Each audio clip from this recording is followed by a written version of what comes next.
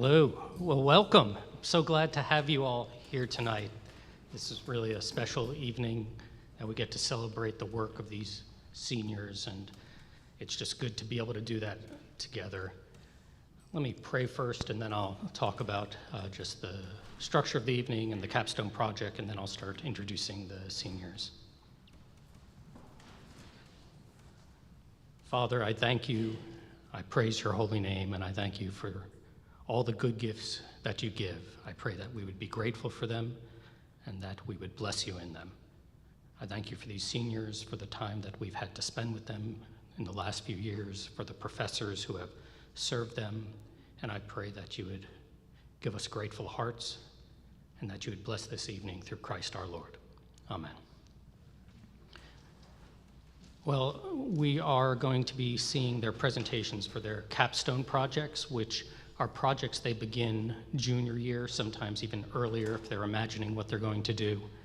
But they spend junior year developing a proposal under supervision, and then their senior year, sometimes the summer of their junior year too, actually developing the project and working closely with an advisor, somebody who leads them through that and helps them go deeper into some aspect of the program that has piqued their interest. And it's always exciting to see what they choose to do, what they develop, and it's just a real blessing to get to both see the process and also to see where they end up. So I'm very grateful for that. We will have a presentation by 4 of the students, and then we're going to have a 15-minute refreshment break, and then after that we'll come back and see the remaining student presentations. So with that, why don't we begin? We're going to start with a project that was titled The Luminous and the Hidden by Olivia Marstall, and her advisor was Nathan Johnson.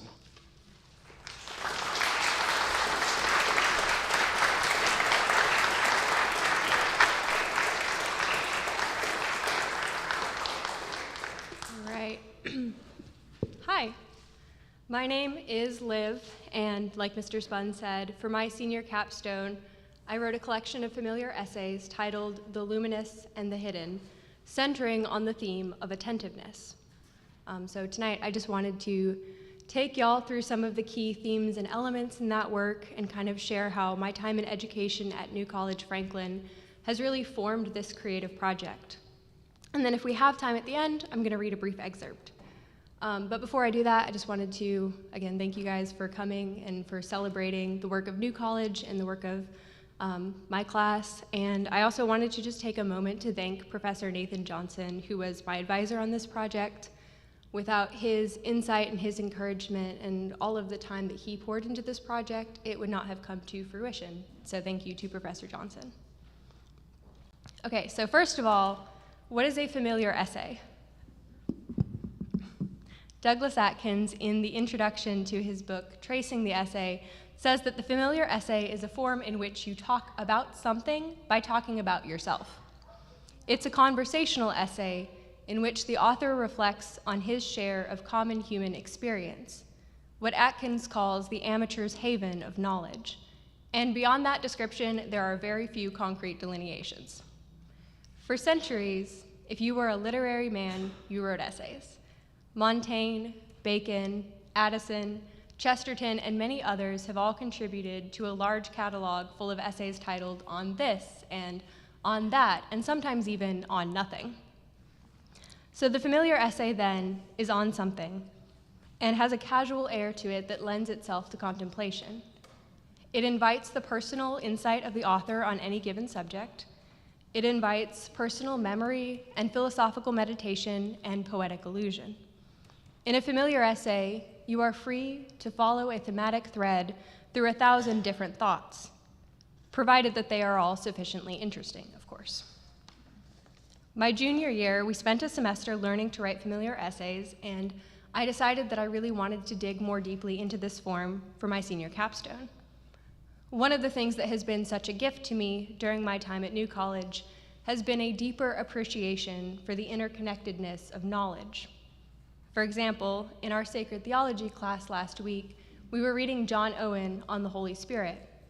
at the same time that in Moral Philosophy 4, we were discussing T.S. Eliot's The Four Quartets and reading, "The dove descending breaks the air with flame of incandescent terror." Theology and philosophy and poetry all overlapped within our discourse. Everything speaks to everything else, both within and without the classroom. The genre of the familiar essay then appealed to me because it invites this relational view of the world. You can talk about philosophy and about trees and about Dante and about your family and about the redeeming work of the Lord, and you can do it all within the same essay. Alternatively, I decided I don't have the focus to write sonnets, and so here we are. Secondly, on my central topic. I've spent a lot of my time at New College reflecting on the theme of attentiveness. It started in freshman comp when we read Simone Weil's essay on the right use of school studies with a view toward the love of God. I was struck not only by the length of her title, but by her central point, that disciplines in our studies strengthens our attention. And the stronger our attention, the greater our ability to meet with the Lord in prayer and to sit with our neighbor and let him speak. In the 4 years since reading Weil's essay, I've noticed the theme of attentiveness crop up throughout the curriculum of New College, in creative writing, in moral philosophy, in art, in theology, and even in geometry, one example that Weil uses in her essay as a discipline that sharpens our habit of attentiveness. During Moral Philosophy 4 this year, we spent a long time unpacking the philosophical and historical elements that shaped the modern era. One thing that really struck me was the dissolution or the disconnect that modern man experiences. Professor Johnson spoke at his collegium a few months ago about the uprootedness that so many of us feel, and I think that really encapsulates a lot of our experience. We're uprooted from history, from our personal histories, not even sure how to carry what we leave behind. How do you cope with trauma, with memories or experiences of places that leave deep scars? We're not really sure how to think about the future other than with anxiety, whether it's our own personal futures or the future of our economy or the future of our planet. Or what about our bodies? What does it mean to be a person? If I'm just inhabiting this physical body, just a mind, stuck in this weird organism, why do I feel fear in such a visceral way? Or, if I'm just biological impulses, neurons and brain tissue, why don't we all have the same sense of humor? Some of these are old human questions. Others are unique doubts or experiences of dissolution that stem from philosophical roots that aren't easily untangled. But the question I wanted to explore in this collection of essays is how the discipline of attentiveness can speak to these experiences of fear or doubt or feeling disconnected from the world. In answering this question, I had many conversation partners. Dante, Mary Oliver, Aristotle, Einstein, Camus, and Coleridge all echo throughout. But the loudest voice in this collection is the ancient philosopher Plato, whose allegory of the cave provides the key structure for the whole work. In his allegory, Plato describes a man who escapes from a cave where he has been trapped his entire life, and by degrees gains strong enough sight to see the sunlit world. Plato's allegory represents many progressions in our life: spiritual, intellectual, metaphysical. In this essay collection, I have attempted to capture a few of these. Drawn from Plato's allegory, the image of the cave, of shadows, of the lake, of reflection, and of light run throughout the entire work, as the whole structure follows the pattern of the allegory. Beginning in the cave, the first essay opens with a meditation on isolation and introduces the theme of attentiveness. The second essay is a reflection on art, interruption, and the nature of time. In it, the shadows on the wall are the words of the writer, contrasted with a call to artists to pay deeper attention to the world. The third essay describes two lakes, a lake near my parents' house back home in Iowa, and Lake Windermere in England. Centering around these two lakes, the third essay meditates on attentiveness to memory and on the way that memory reveals both hope and heartbreak in our lives. In the fourth essay, I use the imagery of constellations and reflected light to talk about friendship and attention to other persons. And in the final essay, paralleling the final step in Plato's allegory of the cave, when the man looks upward to the sun, the repeated imagery of light illuminates Christ's incarnation and resurrection as the ultimate redemption of our broken world. So with all of that having set the stage, I'd like to close with an excerpt from my final essay. This is The Luminous and the Hidden, essay number 5, Irradiation.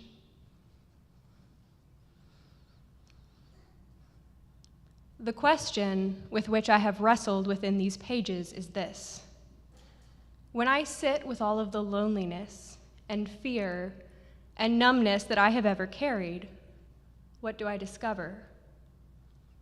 What is revealed when we pay attention to our histories, our relationships, our homes, our moments of isolation?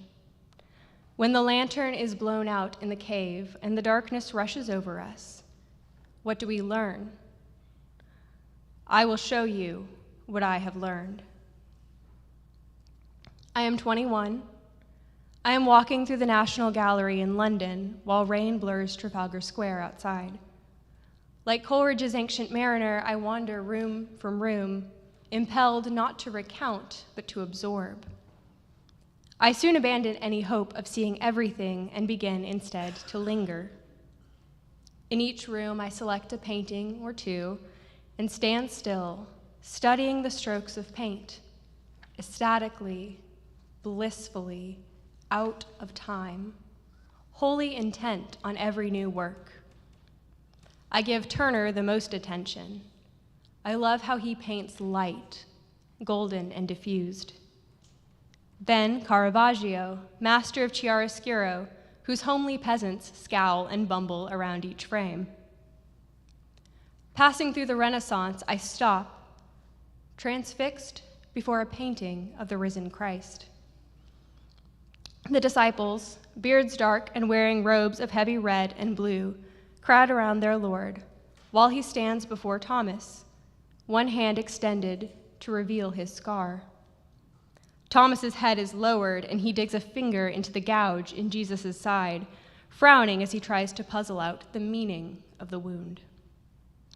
Meanwhile, Christ's eyes rest on his face with a look of such tender love that I ache for Thomas to lift his gaze and see the face that watches him. This is our posture in the world. Hands buried deep in the bloody wounds before us, demanding answers and explanations for our pain. Why am I alone? Why am I afraid? Who am I? And what is there in me to love? We probe and pry into the lacerated flesh, seeking solace. Yet if we would only look up, what might we find? The tender eyes of love, love who took on flesh that he might see our broken world with human eyes. That's all that I have to share. Thank you for giving me your attention.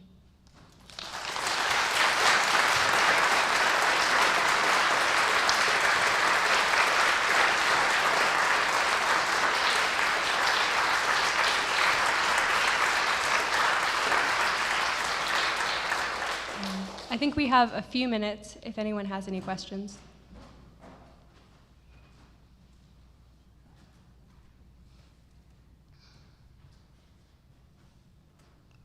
What's the name of the last painting you just read? It's Guercino's On the Incredulity of St. Thomas.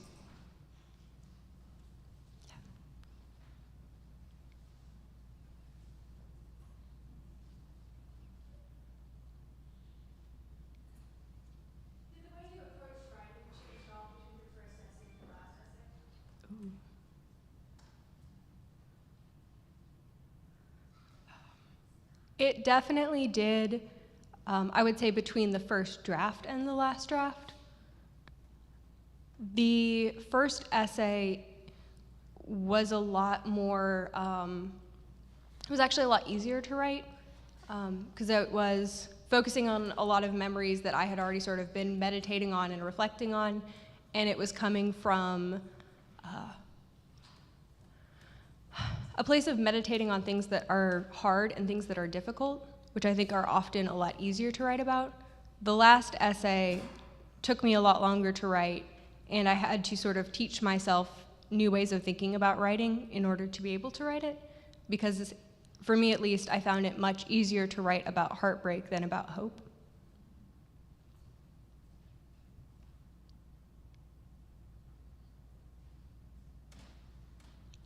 Oh, sorry, Colby.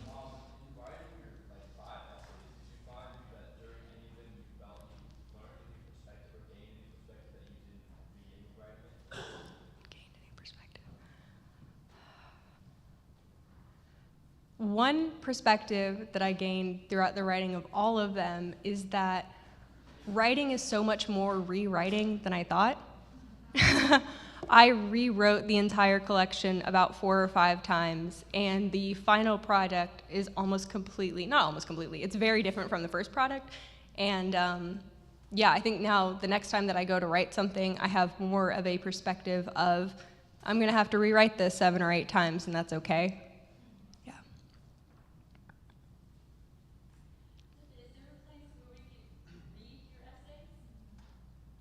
If you shoot me an email, I can send them to you. There's not as of right now.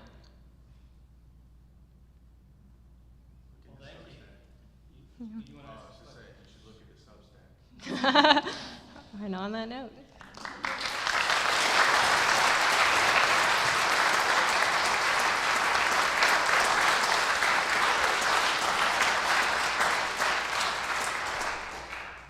We have up next Mr. Everett Wenzel. His advisor was Dr. Carolyn Weber, and he's going to present on a logic class that he taught.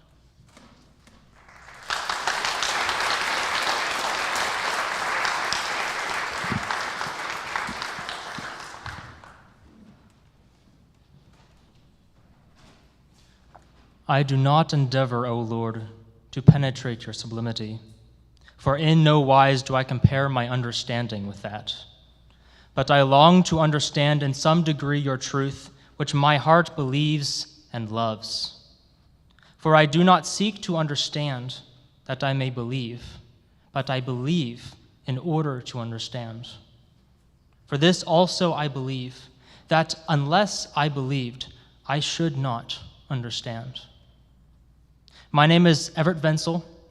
My capstone project was to design and teach a high school logic course. My freshman year here, I took the one-semester logic class, reading through Peter Kreif's textbook, Socratic Logic. I loved the reading, but I thought the class was too full. I didn't have time to assimilate all the ideas we were learning, but I loved logic, and I loved teaching. So when I decided to create this logic class for my capstone project, I had several ideas. One, I spread out the Kreif readings throughout 2 semesters, so I could incorporate readings from Boethius, Anselm, and Thomas Aquinas. Kreif does an excellent job explaining the 3 acts of the mind, fallacies, syllogisms, and also in giving famous examples of them throughout history. So I wanted to structure the class around his book, but also incorporate other examples tailored to my specific class. We analyzed, for instance, Thomas's proofs for God and Anselm's ontological argument. I also regularly showed my students videos of people speaking on politics, religion, and abortion. I wanted to train them to carefully and thoroughly enter these discussions without letting their emotions skew their ability to think. My goal in all of this was twofold: to teach them to think clearly and critically, and to use logic to support their faith. The quote I read at the beginning was from St. Anselm's Proslogium. I love that book in part because he emphasizes that our Christianity relies first and foremost on our faith, our trust in God's revelation.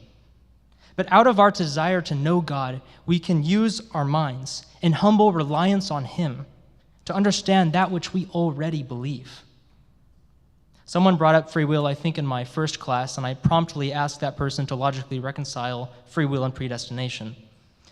After a long debate between the students, I reminded them that some things in our faith we cannot explain. They are mysteries that we hold to by faith. But also, we can use our ability to reason to say certain true things about those doctrines, such as free will is essential to us as image bearers, and God must know people's future states because he is omniscient. I love having conversations like that one because I love trying to understand something about the world in company with other people. This is why I initially wanted to teach this class. And I was blessed with the students who enrolled. They were bright young men and women, joyful and passionate in their studies and conversation. I just want to say publicly, I'm very grateful for them. I learned a lot in teaching this course, and I want to highlight one thing in particular that stood out to me. That logic will fail you where you do not share a common ground with the person you are debating. Take abortion, for example. I could give several definitions. I'll give you two here. The murder of an unborn baby or child.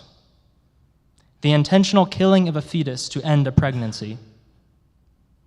Imagine you are debating someone on the morality of abortion, and that person asks you to define your terms, and you say it is the murder of an unborn child. A secular pro-choicer can offer multiple critiques. For instance, you've committed the fallacy of slanting because you've already assumed abortion is bad in the very word you use to define it, murder. Or you've committed the appeal to pity fallacy because the definition includes the word baby and child, to which terms people have strong emotional connections. You're already swaying their opinion with your definition. As Christians, we believe using the words murder and baby is completely justified. This is because of our worldview and our anthropology, which is formed by our faith in the Word of God. Non-believers don't have this worldview. Logic rests upon a proper understanding of terms, and so if you disagree on the very meaning and use of those terms, your logical reasoning will be fruitless. After this class discussion, I stressed to my students the fact that logic is an important tool with severe limitations. When seeking to convince another person of your Christian position on something, logic may very well fail, and the ultimate tool we are supposed to use is that of proclaiming the gospel. For nothing will stand against the proclamation of Christ crucified and raised. Thank you.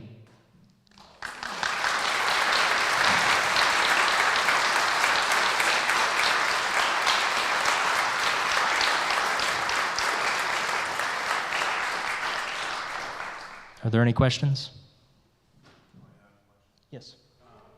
So, when you guys were discussing this, when your students were discussing this, did they get emotional? And another question I have is, are you going to continue to teach when you go on from New College?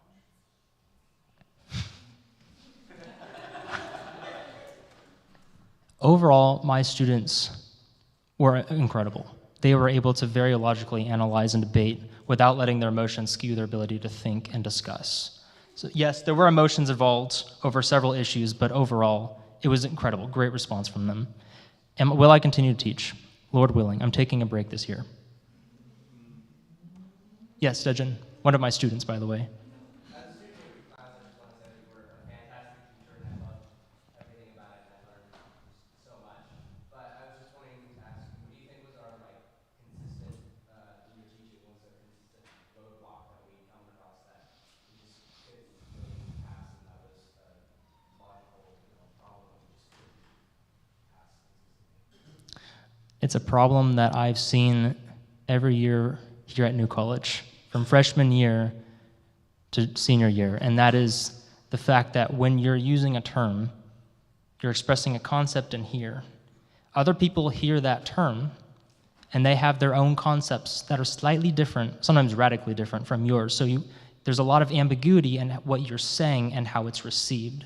And so you end up just talking in circles around each other. That is one of the primary problems of human communication. You focused on one canon of persuasion. I did. What would you say about the role of the other two? So you focus on logos or logic. What about ethos and pathos? I dealt with those indirectly quite a bit. So Dr. Arbor was my rhetoric teacher. She taught us how to use logos, ethos, and pathos. So what I did was regularly when we were examining a video on politics or religion, etc., I would note how often people are bringing in the pathetic appeal. Even someone as well known for his logical ability as Ben Shapiro relies quite a bit on pathos. And so as I was going through, I was pointing out, here, here's their argument. And aside from the validity of their argument, you can notice how they are actually playing to their audience, or in some cases, completely ignorant of their audience, and so failing in their point. What kind of things did you have to develop through the course of your teaching, or was the curriculum you set out at first, did that work all the way through? How did that change? I kept it very consistent throughout, but also I wanted this was my first class that I've designed and taught, so I wanted it to be very much revolved around my specific students. So I listened to quite a bit of their feedback. I would switch up what I was doing throughout the day depending on what their interests were. If they were tired, I would give them more entertaining material than just going through examining syllogisms. So I would adjust on the fly. Yes? You spoke a little bit about the texts you used in Mission Creed. Mm-hmm. So Anselm and Thomas. Why did you choose them, and what ones did you choose not to use? I left out so much. I chose Aquinas because he's known for his logical ability and he structures his writing very clearly. I chose Anselm because it's, one, a famous argument. Two, he's very, very logical. Three, I just love that argument myself. I think it fails, but I love going through it. And I chose Boethius because it's just an incredible book and I really wanted to go through it again. Plus, he also discusses the concept of eternity, which is something that has come up in our first class when we talked about predestination and free will. Is you can't talk about those things in God without also talking about his eternal nature. So what is eternity? So actually, that discussion we had on predestination at the very beginning, I tied that up at the end of the semester, or tried to. We didn't finish. But I tried to bring that in again and try to answer more questions the second semester.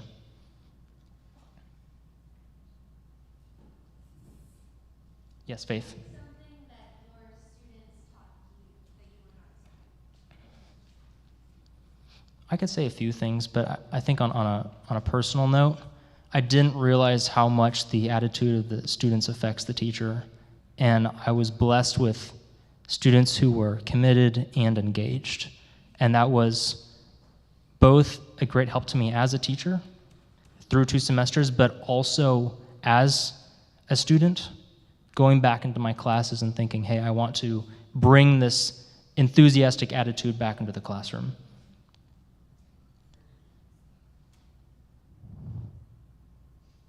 All right, thank you.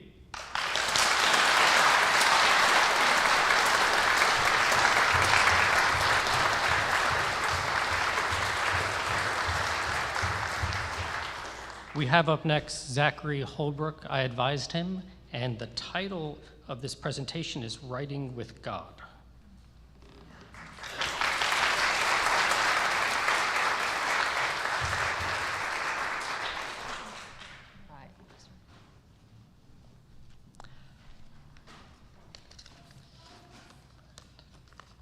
In my senior year of high school, I wrote a novel, and when I came to New College as a freshman, I knew that I wanted to do that again, so I decided that I would make it my capstone project. But by the time I got to senior year, I wanted to do a bit more than just write. I also wanted to cultivate my mindset toward writing so that I could write as a spiritual discipline and as an act of prayer. In this way, I could, kill 3 birds with 1 stone with this project. 1, I could complete the project and graduate, which is necessary because my wife was threatening me with physical violence if I did not graduate. 2, I could fulfill my dream of writing a second novel. And 3, I could pursue what is the primary goal of my entire life, which is bringing my life into union with God and into submission to Him and doing ultimately everything I do by His power and for His glory. So at certain times in my life, my fiction writing has been stressful because I felt a need to justify the time spent on it, perhaps making it monetarily successful, or perhaps by writing some transcendent classic that would change lives. And I didn't really have it in my power to do any of those things, at least not in a sure way. But by approaching writing as something that I could pray about and something I could do to spend time with God, I could have a reason for writing fiction that went beyond the work itself or even anything the work could do. And that mindset shift was really helpful for me. It gave me a lot more delight, a lot more peace, and it was a struggle to get to that peace. I often became anxious and frustrated about my work, but I did finish the project, not an entire novel. I knew that would be too much, so I made it my goal to draft and revise about a quarter of what it had outlined. And the result is something that I'm excited to share with you tonight, and I'd like to read the prologue to the book. All right, prologue. The bear swam upstream to enter the city. It wasn't hard, not with the current as slow as it was that summer. Can I move this up here? All right. All right. Not with a city as silent as a grave, its people huddled behind locked doors. The soldiers sent to enforce the lockdown had their eyes fixed on the streets, not the river, so the bear slipped by unnoticed. The river curved around the borders of the city, cradling it like a shepherd's crook. The bear swam to the bend in the river, then clambered onto a dock in the shadows of two empty barges. Here, it could see the river's head, the palace on the distant hill, where the king ruled over the eternal spring, the source of water and life for all the land of Bless. The bear turned away from the palace and padded into the city.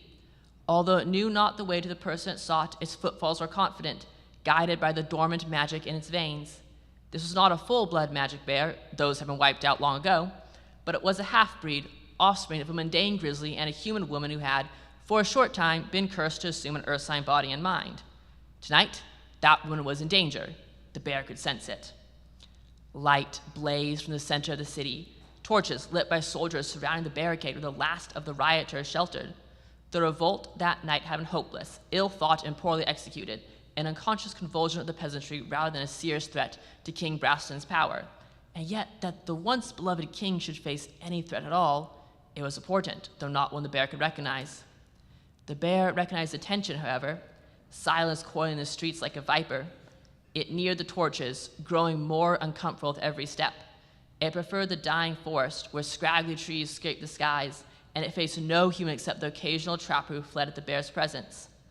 The bear smelled its mother, her scent distinct from the smoke and fear. It rounded a corner and glimpsed her 100 yards away, peeking out from the shadow of a house. As always, the spirit lurked behind her, invisible, except to the bear's eyes. It watched her with greedy eyes, huge, with the torso of a man and the head and paws of a bear. The spirit that was a remnant of her curse, banished for a time, but looking for a chance to seize control. Fear could give it that chance, and the bear's mother was afraid. Cara Fenriel, niece of the High King, was not supposed to wander the city alone, especially on a night of violence. The bear sensed the wrongness of the situation, and it sensed his mother's fear, not for herself, but for someone beyond the circle of torches. Cara! A man strode out of an alleyway, tall, with gray streaks emerging in his black hair and beard. Tyros Fenriel, brother of the king and commander of his armies, also known as Bear Slayer, for it is he who, after his daughter was cursed, had hunted down the witch and defeated her army of cursed bears. His hand rested on the hilt of Esita, his invincible blade forged from a sliver of moonlight, a blade that had many a time wetted itself on Ursine blood. The bear shrank back. Father, Cara said, relaxing slightly, get back to the palace. Your mother must be worried sick about you. I can't. I need to find Uncle Braston to talk to me about the... You'll have to wait. I haven't been able to find him. He probably had business in another realm. When he returns, he'll be busy dealing with the rioters. It's important. Tell it to me. I have to talk to him directly. Then return home and wait for him. Tyros' voice took on a stern note. No. Cara fled. Tyros stood still for a moment, then pursued her. The bear slipped down a side street, following her scent. Cara screamed. The bear burst back to the main street and saw a man holding her, knife against her throat. This was one of the rebels, a man who knew his actions that night had earned his death, who was desperate for a hostage to secure his escape. Tyros drew his sword. "A pint of her blood for every step you take," the rebel growled. Tyros stopped. The bear slipped toward the rebel from behind. The spirit sunk spectral claws into Keira's chest, whispering. Tyros dropped his sword and raised his hands in the air. The rebel smiled and stepped back, jerking Keira along with him. The spirit leaned its head in close to Keira's ear. "No," Keira whispered. The rebel lowered his knife, pointing at Tyros. The bear burst from the shadows with a roar, slamming a paw to the rebel's side. The rebel loosed his grip on Keira and fell to the ground. He leapt back up, eyes wild, and lunged at Keira with his knife. But Tyros surged forward and grabbed his wrist, twisting the blade so it entered the rebel's own throat. Tyros cast aside the dying man and turned to face the bear. He reached for his sword, only to realize it lay on the ground several feet away. "Father, it's okay." Keira held her hand. "It's one of my cubs." The spirit slunk back, face contorted with rage as missed opportunity. Tyros embraced Keira and she collapsed in his arms, the ragged panting of her breath subsiding. She choked back a sob. "I'm sorry." Tyros gave her a reassuring pat, then took her by the shoulders. "That was the most foolish thing I've ever seen. Now I'm escorting you back to the palace, immediately." "Father." No arguing. Tyros turned back to the palace, keeping a grip on Keira's wrist. "My men need me back at the barricade as soon as possible." The bear let out a low growl. Keira rested a hand on its muzzle. "Go back to the forest. It's not safe for you here." Yet, to the bear, Tyros was another stranger.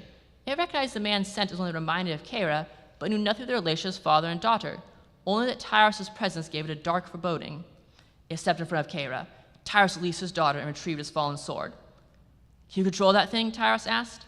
Keira nodded. "He only wants to protect me." She seized the scruff of the bear's neck and pulled herself onto his back. "Let him take me back." Tyros sighed, as if reluctant to admit that an 800-pound grizzly could provide more protection than he could. "Fine, but go straight to the palace. If you have that bear take one step to the left or right, I'll find out. I don't care how old you are, I'll paddle you over my knee." Keira laughed. "Yes, father." She pointed toward the palace, and the bear followed her direction. After safely delivering its mother, it returned content to the dying forest. The dangerous scent surrounding Keira had passed. But for those Keira loved, the danger had only begun.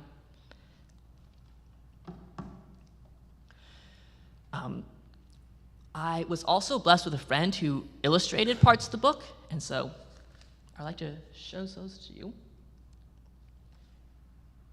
So most of the story will focus around the Fenrir family. It's a bit of a family saga in a high fantasy setting, and Tyros is actually the main character, and him and his brother Brasidon will have to deal with the fact that Keira is under this curse and that something needs to happen to break it.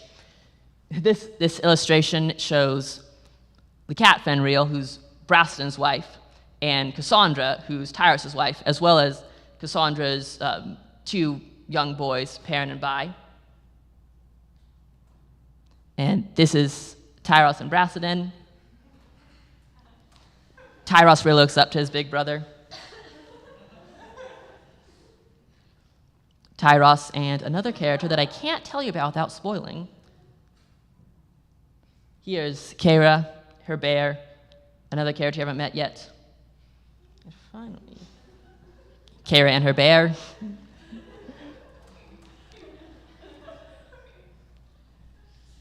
This is the setting. It's set in a world where there's one source of water, so everything around is a desert, and there's this little patch of a strip of fertile land alongside the banks of the river. And that's all I have to show you right now. Do we have any questions? What other high fantasy authors gave you inspiration for writing the novel? So I was heavily influenced by Brandon Sanderson, whom I read a lot of in high school. And I've long wanted to actually write a sort of response to Sanderson where I take some of his techniques and writing style and have characters who explore the same questions he does but reach different conclusions. I think Sanderson is a brilliant author, but I don't agree entirely with the way he views the world. And so I've wanted to almost write a sort of counterpoint to his work. It's an ambitious goal, but I don't know if I'll actually be able to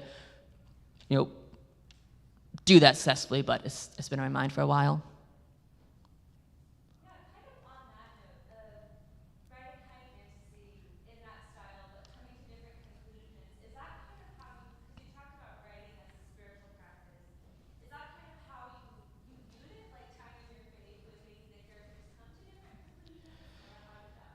I hope that my faith will spring up very organically in my writing, and I won't have to force it, but that it will so shape just the way I think about everything that it will just that have an effect.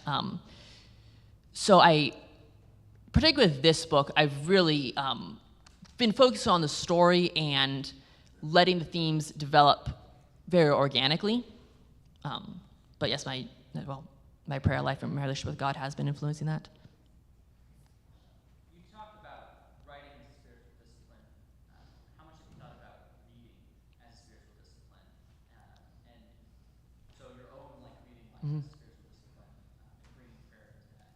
And also, how would you want people to read your books? Reading, so far it's been hard for me to incorporate prayer into my reading because I just read and I think about what I'm reading and don't think about God. And I know that I don't have to be consciously thinking about God all the time in order to have a life that is shaped by Him. But I say that there are unanswered questions about how best to approach the practice of reading for me. And I also haven't thought about how I want people to read my books, other than I hope that they would be enjoyable.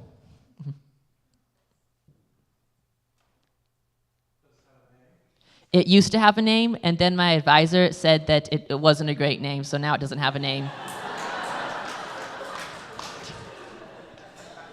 I'm working on coming up with a new name. How long have you, even in the back of your mind, been working on this story? 2 years. It was about farmers originally. Then I realized I didn't know anything about farming and didn't want to do that much research, so I changed it.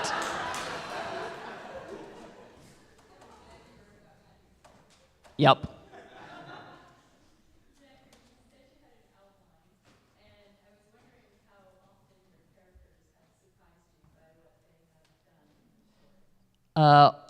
All the time. Yeah, none of my characters are quite the same as I originally planned.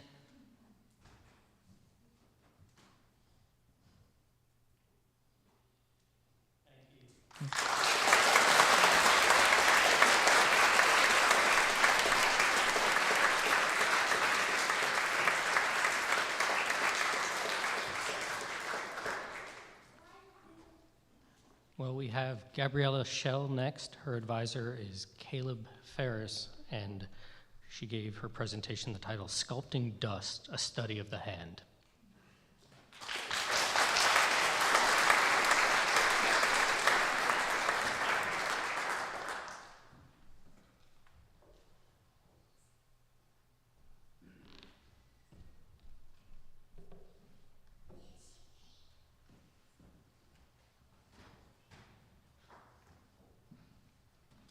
Good evening. My name is Gabby, and tonight I'll be presenting my senior capstone project, as Mr. Spun said, Sculpting Dust, A Study of the Hand.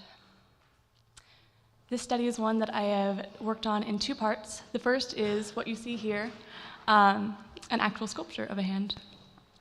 This is the largest part of my capstone, and the second part, which I'll be sharing a little bit later on, is a collection of poetry that I wrote as I was in the process of sculpting, and the poetry is meditating on images and symbolism of the hand that arose as I was seeing the different way that hands are talked about throughout Scripture specifically, and then the different connections that arose pretty organically throughout the process of sculpting. This project is one that started taking root in my mind back in freshman year, actually, when Mr. Spun was walking my class through Aristotle's work titled De Anima, or On the Soul. Among other things, this work talks about the relationship between body and soul, and the relationship between that and living things, and the interconnectedness of the two of them. The way that Aristotle talks about the soul is that the soul is the form of the body, just as a seal stamped into wax leaves an impression. That is how interconnected the two of them are. That the two of them connected is what allows living creatures to grow and move. That the soul is the body, the soul is the life of the body. It is what makes the body what it is, and in its absence, the body ceases to be what it is, returning to the dust that it was created from. This wasn't a fully formed thought that I had back in freshman year, but it provided the framework to work from throughout the rest of my years here at New College. The interweaving of connections between form and substance, an object and what underlies the object, became something that I noticed in other areas as well. So in sophomore year, when we began learning to sculpt, this is something that became a focal point of that entire year and the rest of the year since, because in order to create a sculpture that is accurate to life, that captures the essence of what you are imitating, you have to work with the underlying structures of the thing that you're creating. It's not just a matter of pushing clay around until it approximates what you're getting at, but an accurate surface impression is what follows from having understood the bones and musculature of what you're sculpting, of imitating the form and capturing its rhythm and movement. And all of this is happening in a material that does not move. You're constantly battling the tendency to sculpt the object as you imagine it is, and not as it actually is. So sculpting is learning to attend to the physical reality of a thing's existence, and continually returning to that existence from where you've forgotten how to see it accurately. The connections between spiritual and mental and physical realities showed up later on in junior year, when we studied the medievals in Moral Philosophy 3, and practiced spiritual disciplines in Ora et Labora. When we examined the idea of what it means to live in a world where physical reality is inseparable from spiritual reality, where the movements we repeat and the truths that we believe affect one another, where the material world is never just material, but has to come from somewhere, is intended for something, and that its material reality is necessarily ordered toward some end. That's why Athanasius argues for the necessity of the Imago Dei in his work on the Incarnation, where he writes, "For what profit would there be for those who were made if they did not know their Maker? And why would God have made those by whom he did not wish to be known? So lest this should happen, being good, he bestowed on them his own image, our Lord Jesus Christ, and made them according to his own image and according to the likeness, so that understanding through such grace the image, they might be able to receive through him a notion of the Father, and knowing the Creator, they might live the truly happy and blessed life." So at this point, you might be asking, okay, but why sculpture and why a hand? I decided to use sculpting as my primary medium after having walked through some of these ideas and thinking about various ways to engage with them and interact with them. I knew I didn't want to write a paper talking about the philosophical idea of embodiment and physicality, because while that would allow me to attend to those ideas, it would also necessarily be an abstraction from them. It'd be a separation between the idea of my project and the reality of what I'm actually talking about. Sculpture moved me closer to the root of what I was discussing, giving me a chance to walk through the process of capturing complex movements in physical reality, and practicing the discipline of seeing things as they exist. The idea of sculpting a hand was one that was suggested to me by several faculty members. I'd already sculpted a portrait bust, and so a hand was something new that I hadn't done before. And I'm very glad it was suggested. It's proved difficult, but very, very rewarding. I found out that sculpting fingers is not as easy as you might think. They are somehow both very square and very round at the same time. I knew before I started that I wanted to include some element of writing, however, in this project, as that would give me an opportunity to work through some of the ideas that I was noticing as I was working with clay and thinking through what hands have meant historically, have accomplished what they accomplish, and all the various things that are connected to them. And so originally I had thought about writing reflective essays as I sculpt, but as the weeks passed and my sculpture started coming into existence, something my advisor, Mr. Ferris, would say pretty frequently began to make sense when he said that sculpting is like visual poetry. And I didn't understand what that meant until the 15th time the palm didn't look right. And the reason for that being that there are multiple movements happening on and under the surface of the hand, where a muscle strand is moving one way, but the skin is being pulled taut a different way because of the position of the pointer finger in relation to the thumb.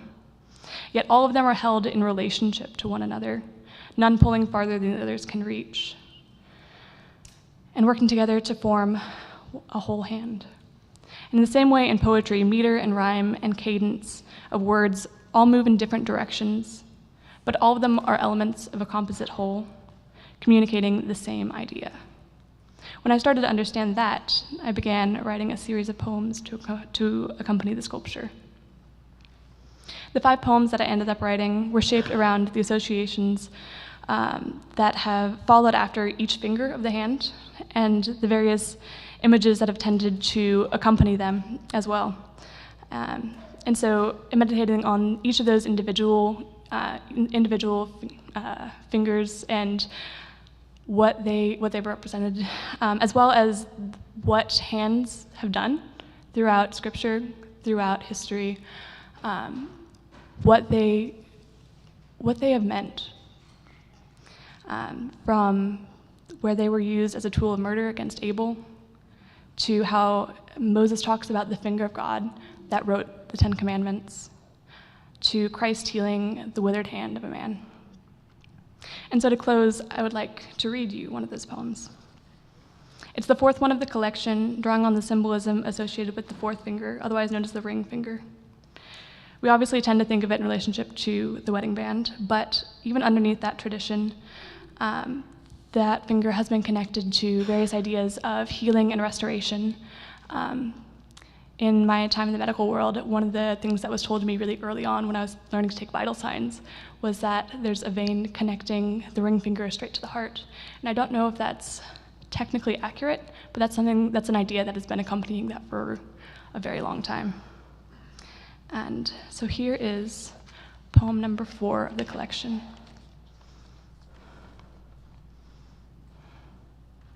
O Lord, the veins and vessels of my hand should flow with living water, animate. Instead, it shrivels inward deathly dry, and withered waits the healing touch of one whose hands can liven mummified remains. When Christ, the fount of living water, came in flesh, he took on hands to manifest the truth inscribed within to have and hold. For we are his upheld in holy hands, that pierced hung to work his Father's will. He came to me and said, "Stretch out your hand." My clenched fist unfurled, and I received the body representing all to come, contained within the life blood coursing through the risen one, who rising raised me too. Thank you.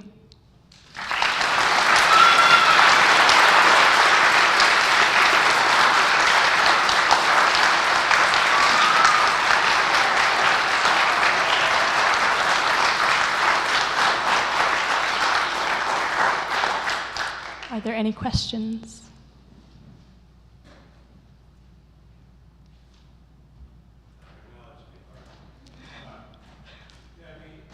Sculpture is what I would say something of a process on the way to finished product.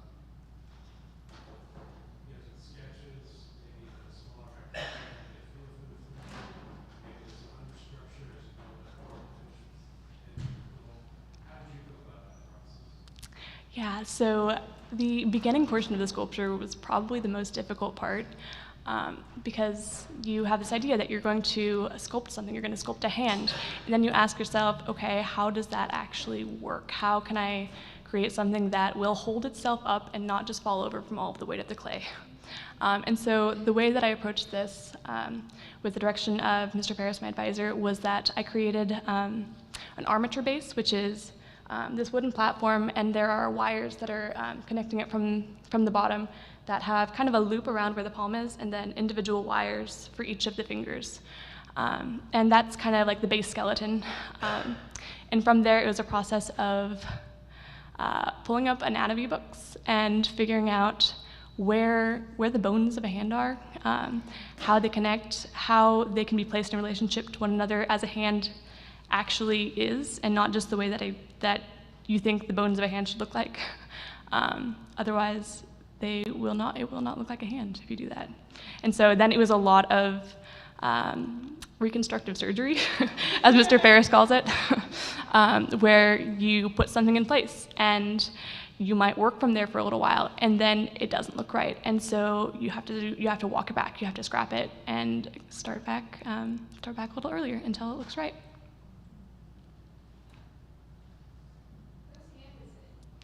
That is the hand of one of my classmates, Mr. Corser, who very graciously allowed me to sculpt him.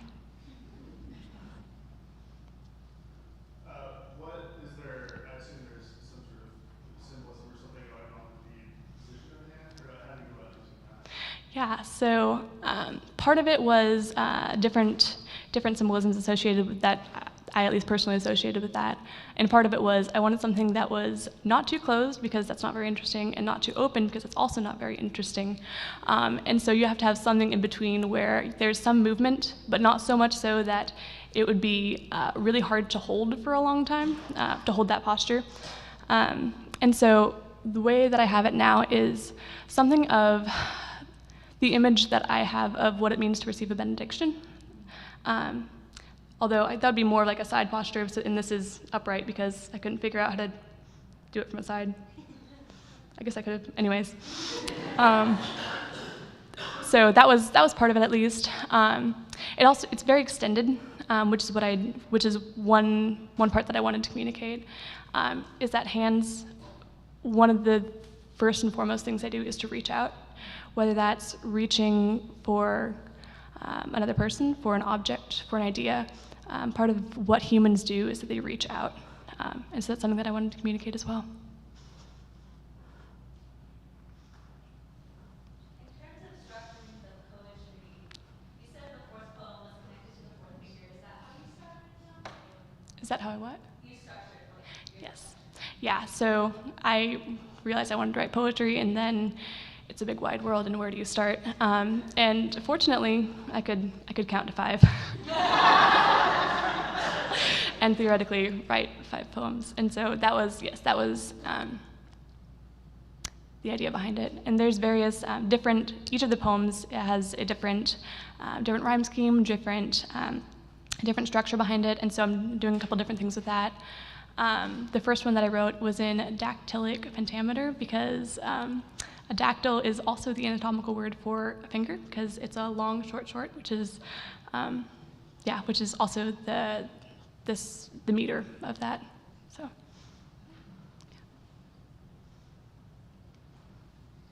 So of the reasons and examples you gave for why you chose to sculpt the hand, were there any other parts of the body that you considered sculpting? Yes, I was originally planning on doing a portrait bust, which is neck and head, and I was pretty excited about that. But I was encouraged to think about different things that I could do, just because I had already done one before, and so I do want to go back and do another portrait bust at some point. But the hand has been a really, really fun challenge, just in that it's so new. There's a lot of different things that I encountered that I wouldn't have if I'd done a portrait bust. So, yeah. With the portrait bust, a huge part of it was like the finishing touches, getting it to actually look like a person. Did you have to deal with a lot of that with the hands as well, or was it a different challenge? It was a little bit different in that with the hand, there's so many things that, like as you're going through the process, that you have to get right. Otherwise, everything is wrong, in a way that was a little bit different from a portrait bust, I think, in that you can have a lot of structural things. You can have a lot of structural things with the portrait bust, and then almost start adding in likeness a little bit later. If you want to have the likeness in a hand, it has to be there structurally. And so it was more like along the way. So the hand is kind of notoriously difficult for artists to draw, and for AI. You see pictures with lots of hands coming out, but why do you think that is? I couldn't tell you anything about AI, but I think the reason, at least one of the reasons why hands are notoriously difficult to draw or paint or sculpt is because they change so much. In that moving one finger very often moves all of them, or at least some of them. And so, yeah, just the smallest movement can mean you have an entirely different thing that you're drawing, or in my case, sculpting. And they're all, like, every part of it is so connected to each other, and that, yeah, I think that is at least part of the difficulty of it. There's also just a lot of different angles going on. Like, every single thing that I sculpted, I couldn't just look at from one angle and do it correctly, but you have to look at it from every possible side because every side is doing something different. Yeah. Thank you.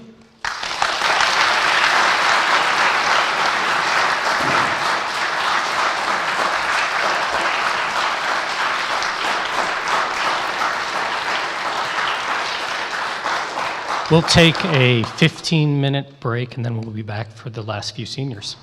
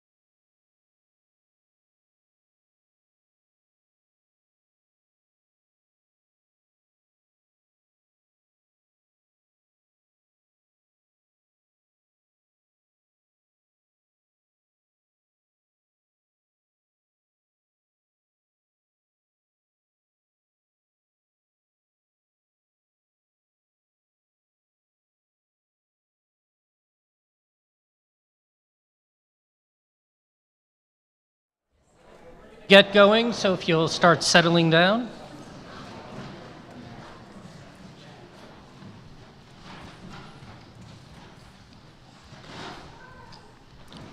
Our next presenter is going to be Miss Andrea Stowe, and her advisor is Emmy Stewart, and her presentation is called Silent Poetry, Work and Leisure in Fine Art.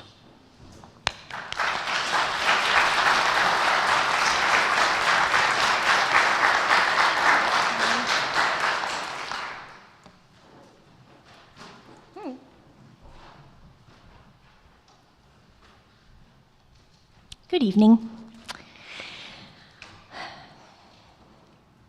Art is magic. It can take us places we only dream of. The artist has such power that he can capture a single moment and immortalize it for all eternity. When we look at his work, we're transported back in time to view the world through his eyes. No textbook can describe Renaissance Europe quite as vividly as Bruegel can paint it. Marveling at the power of the artist is part of what inspired this project and led me to compile, format, and publish a book designed to inspire readers of all ages with a love and desire for beautiful and excellent art. The idea for this project began to solidify in junior moral philosophy when we studied Dante's Purgatorio. On the first cornice of Purgatory, Dante sees magnificent sculptures made by the hand of God himself. He notes that the cliff beside him is white and flawless marble, adorned with sculptures, scenes beside which even nature's best works would be scorned. In other words, this work is even greater than God's art that we see in creation. God spoke our world into existence. It's the physical manifestation of his words. And Dante describes the art he sees in Purgatory as the speech made visible by one within whose sight no thing is new. The images Dante sees are so realistic that they confuse his senses. They exhibit the appearance of sound and scent, even though they're only stone carvings. He describes one scene saying, "7 choirs moved there, bringing confusion to my senses. With my hearing, I thought no. With my sight, yes, they are singing." Like the universe in which we live, these sculptures are physical expressions of God's word. But they are more beautiful and astonishing. They are more real than the reality we see in creation. These few pages of Purgatorio inspired a final paper that semester on the role of art in education and sparked my desire to further explore this topic in my capstone project. A semester or so later, I took a modern art class with Mr. Ferris. We discussed how to evaluate art and the importance of cultivating a desire for good art. Art that exemplifies the transcendental virtues, beauty, goodness, truth, and unity. We discussed how a piece of art may be beautiful in its truth without necessarily being attractive. It was in this art class that I first encountered the work of Jules Bastien-Lepage, whose painting October, pictured here, I later included in my book. When I began working on this project, I realized that I needed some kind of structure with which to organize my selection of paintings. It was overwhelming to think about selecting 10 paintings from the plethora of excellent art that has been created throughout history. First, I decided to organize these paintings according to the timeline of art, from ancient world to ending with post-impressionism. But it was clear that I was going to have to narrow my selection parameters a lot more to accomplish this task. So I chose to narrow my focus to looking specifically at the themes of work and leisure in fine art. These themes influenced our discussion at New College many times, and they seemed like a fitting idea to explore in this project.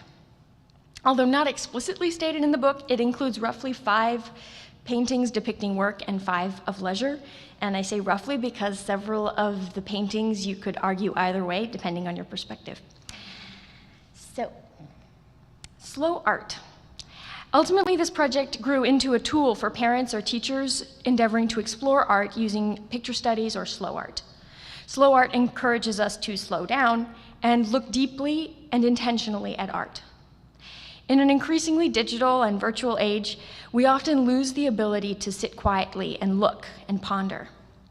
Practicing slow art increases attention spans in both children and adults who engage in it, Looking intentionally is different from simply seeing a work of art and then moving on. When we come to know the work in greater detail, we begin to form a kind of relationship both with the painting and the artist. When you're participating in a picture study, you can let your eyes wander the painting. You can notice interesting or humorous details, appealing colors, things that you find beautiful or confusing. Or you can simply allow yourself to become immersed in the world of the painting. Listening to music while conducting a picture study greatly enhances the experience, and my advisor, Ms. Stewart, recommended that I create a playlist to correspond with each of the paintings in the book. So I actually drew some from music class freshman year, some of the pieces because we worked through the timeline, and there is a link to a playlist with 10 pieces of music drawn from the corresponding time periods to listen to with each piece of music. This is a 2-page spread from within the book. It has one of my favorite paintings, First Steps by Van Gogh, who I love. And I'm just going to show you kind of what each page includes. So each page has the title of the work and the historic period from which it's drawn. And then it also includes discussion questions to encourage, after you look at the picture, to encourage discussion and help children begin to look more deeply into the painting. It also includes the artist's self-portrait, their name and lifetime, the dimensions of the painting, and the location where it currently hangs. And finally, each page has a fascinating, or not so fascinating, fact about the artist. Some of these artists had very dull lives. Okay. And in the back, I have full paintings because some of them didn't fit in the format, so I have the full painting and further information, historical information, for parents to read and share with students, or for adults to just look through it and enjoy while reading the book. Okay. Actually, you can't see that yet. So now, if you were in arithmetic at New College, you learned that it is valuable to know about a thing, but true knowledge requires us to have first-hand experience with that thing. So, in light of that, we're now, going to do a picture study together. The painting we'll be looking at is called Agricultural Labors. It was painted by an unknown artist in medieval Europe, and if all goes according to plan, there will be a short piece of music from the medieval era to accompany it. When we're finished looking at the painting, I would love to answer any questions about the project, and also, hopefully, we have time to discuss the painting. Thank you. Nope, it ain't working.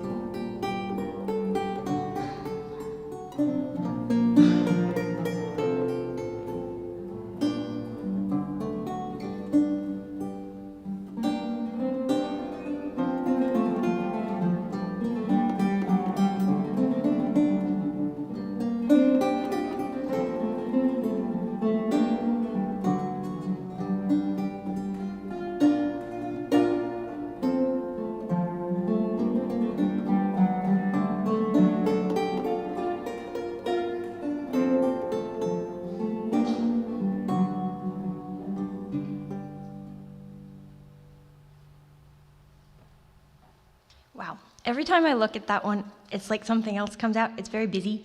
It's also kind of funny if you look at it. So, was there anything that anyone noticed in that they wanted to share?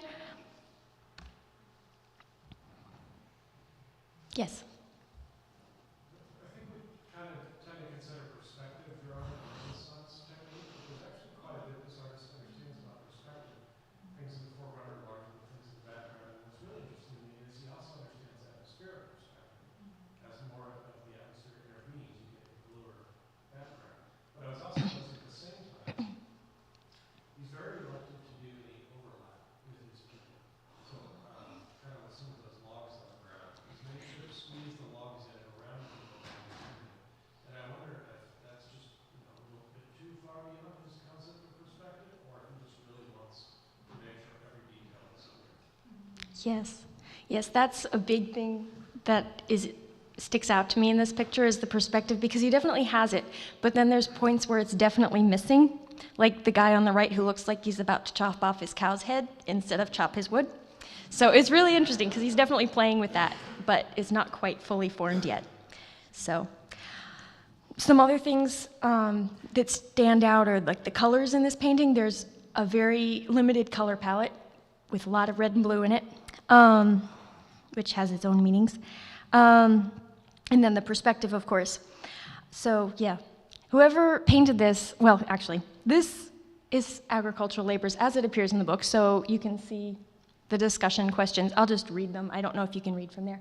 So the first question is, can you find the family having breakfast? They're way down in the left corner. What do you think is in the boy's basket? How is this painting, or how is the scene different from your neighborhood? Which of these jobs would you like to try? So the idea is to get children to engage and relate to something that's maybe different from their life, but to be able to see what's similar and what is different. Anyway, whoever painted this certainly had a gift for capturing a simple daily scene and preserving it for us to participate in centuries later. Art is magic. Do you believe? Thank you.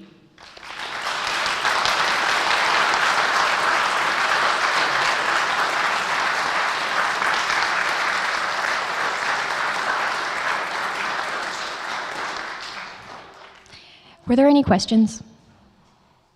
Yes, sir. I had one because what stood out to me in that picture was you had the 2 trees fenced in that were dead, right? And then the apple tree there growing. And so it would be easy to do kind of a symbolic reading of this in some way, but you didn't do that there.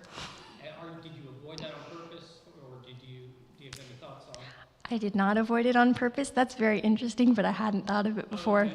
And I think it's probably there being medieval art, but I hadn't even considered that. Thank you. The reason I ask is because your questions draw one into the painting itself. And I thought that was important. Yes, especially it is kind of geared toward children. I want it to be for people of all ages, but it's kind of I focused on children as the audience, so yes. On your final slide, opening slide, what is the other thing, some of the other paintings? No, actually, there were so many paintings I wanted to include, so that's actually the front cover of the book, which was supposed to be published, but it took 20 days to review my manuscript, not 2. So it did not get printed and published by the company, but I have, with a lot of help from my family, got a color copy printed out. So if anyone would like to look through that afterward, I'll stick it over here on the table. Yes? Can you talk a little bit about some of your own experiences with art as a child? Yes. My mom did picture studies with us all through growing up, and it wasn't school at all. We would have tea together and sit and talk about paintings, and it was always a contest to come up with a detail that everyone else missed. And so that really inspired a love of art early, and then it just has grown. I have always been fascinated with it and was really excited to get to take some classes on it here. And so it was just an opportunity to further explore that and also get to read and write about Van Gogh again. So. Yes. So you talked about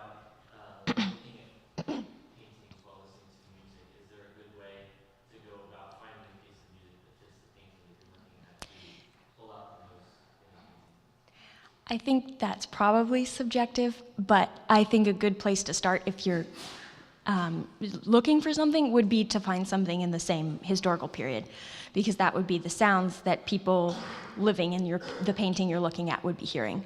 So, and also, I made a playlist at the end of the book, so if you want to look at that. But yes. We've time for one more. Yes. I'm taking the last one. What inspired, you touched on it a little bit, but what inspired you to like choose that specific title for the book? Yes. Let me see. This quote. I was going to call it the quote from Dante. Hang on.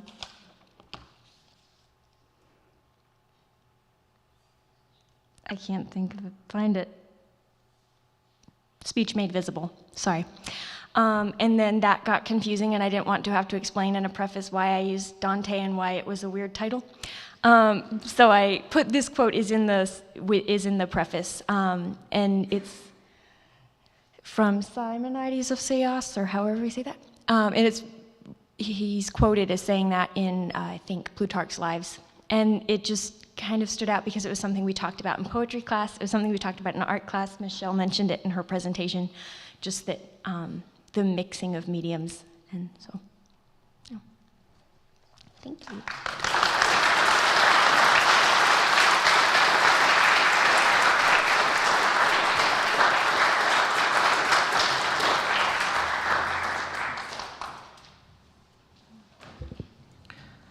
Up next will be Miss Erica Mormon, and I advised her presentation is titled Paternity from Number to the Father.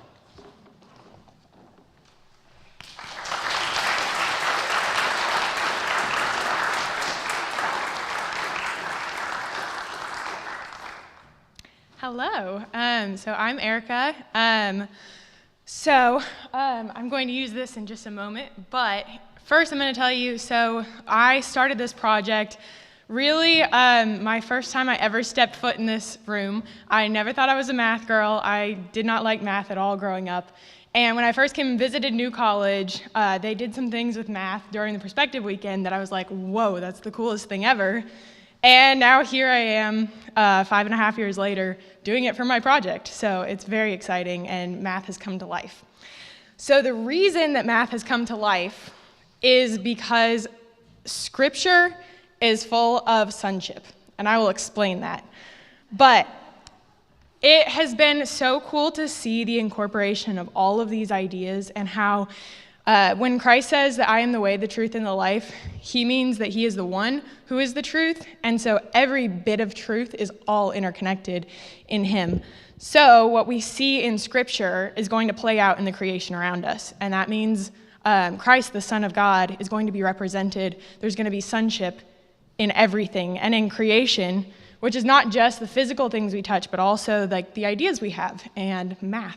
So Matthew, one of the places that this project started was in Moral Philosophy 2. We went through a little bit of the book of Matthew and the structure of sonship. You have the genealogies at the beginning.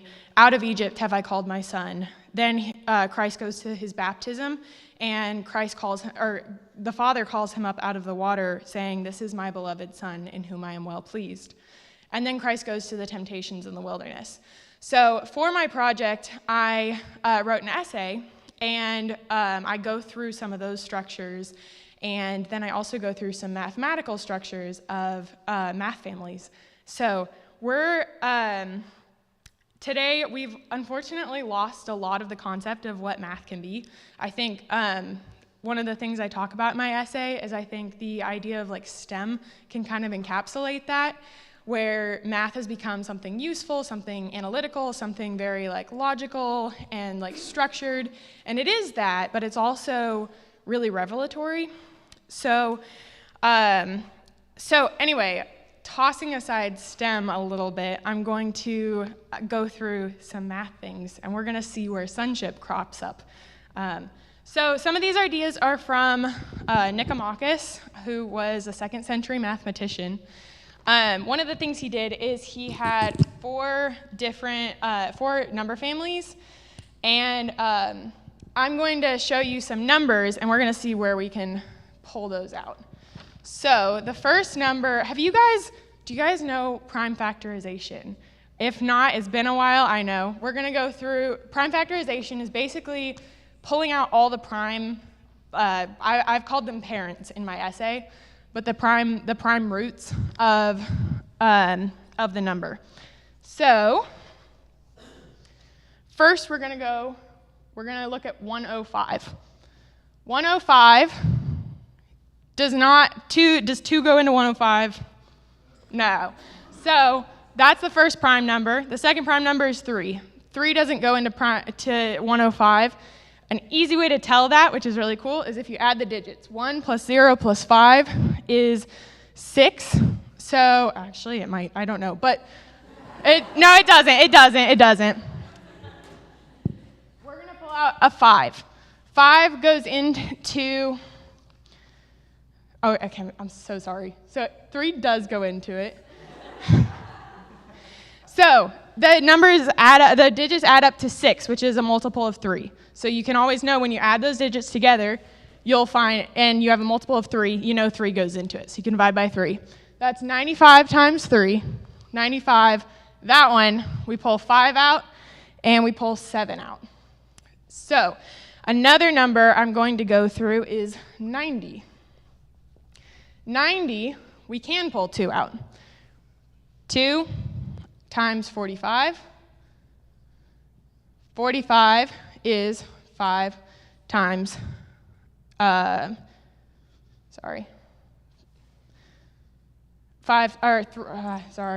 it's 3 times 15, I'm so sorry. 3 times 15, my numbers are too small, this is why I usually blow them up way big. And then 3 times 5. So, here we can see what I've called prime parentage. If you look at the prime numbers, you can see very clearly what kind of things go into it. Now, the reason that I went straight to 5 in 105 is pretty obvious. It ends in a 5. Everyone knows kind of just by intuition, when you look at a number and it ends in a 5, 5 goes into that. And so you know it's in there. It's the same thing with an even number. You look at an even number and you immediately know there's a 2 in there, which is something we don't even think about as being significant. But what that really means is that there's a 2 underlying that number, and that number can be evenly divided into 2 sets of 45. So 2, as in the even number, for instance, you can have 2 45s. A 2, what is a 2? A 2 is 2 different units. It's 2 equal parts. 90 is behaving in that same way. It looks the exact same way, in that it has 2 exactly equal parts. So 90 is participating in that idea of 2-ness. It's participating in that evenness. Now, on the other hand, you have 105. 105 doesn't have any 2 in it. If it had a 2 in it, it would look like it has a 2 in it. And it would be able to do things that a 2 can do. But it doesn't have a 2 in it. It can't do those things. Now, the really cool thing is that you can multiply it by, let me get another color. You can multiply it by 2, and you get an even number. Now, that even number, that odd number that was an odd number, had no 2 in it, it now behaves like an even number. It has that divisibility. So, one really, really cool thing that feels maybe obvious, but I'm just going to state it. You don't have to multiply it by 2 to make it an even number. What else could we multiply it by? 6. That's another even number. If you multiply an odd number by an even number, guess what it is now? It's an even number. No matter how odd that number is, if you have any even number, it makes it an even number as well. So that shows us something about sonship. Sonship is the unique genetic stamp. And when we're talking about Christ, we're talking about his Father. That's why he can say, I'm the very revelation of the Father. He is the perfect image of the Father. Christ is literally the Son of God. He's participating in what the Lord is doing, in what God is doing. Not only that, that is how God structured his kingdom. He has called us the sons of God. So I think that is just really, really exciting that we are called, maybe we're not the 2, we're not the one that is actually doing that work, making 105, 210, now equally divisible, but we could be the 6, where we are multiplied by that number, and we make that other number even, but that is God's work through us. It's because that 6 has the 2 in it that it gets to behave like an even number. So that's about all I have, but I just thought this was a really exciting concept from the word go, and my essay got to be the longest I have ever written. I wasn't intending to write an essay, and I'm really, really proud of the work I did. So thank you, Mr. Spun, and yeah.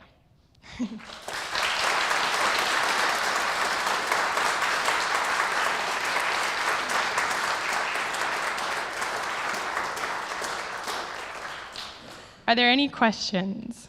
Yes. Can you talk a little bit about the structure of your essay and how you frame it and then what you Yeah, so I start the essay talking about number and how we need to re-enliven the idea of number, how we've lost that, and then I go through, Nicomachus has his 4 families. They're called even times odd times even, and odd times odd. It was going to get way too confusing to explain that. It takes a long time, and hopefully I did it well, but yeah, it's a lot of words. So I go through those families, and I show how their names are significant and how they're significant to specifically, 2. I focus on the number 2 because I think that does a really, really cool work. I think you could do this with any number, but I didn't have time to go through all the numbers. There's a lot of them. So then I go into Christ and into his sonship, specifically going through the temptations in the wilderness. The temptations are aimed at Christ by Satan. Satan says, if you are the Son of God, command this stone to become bread. And I go through each of the temptations and each of the responses and show how that's specifically something reflecting the work of a son, and how that's an aim at the son and then a response of the son. And then I go through what it looks like for us to be called the sons of God and the significance behind that. So, yeah. Yes.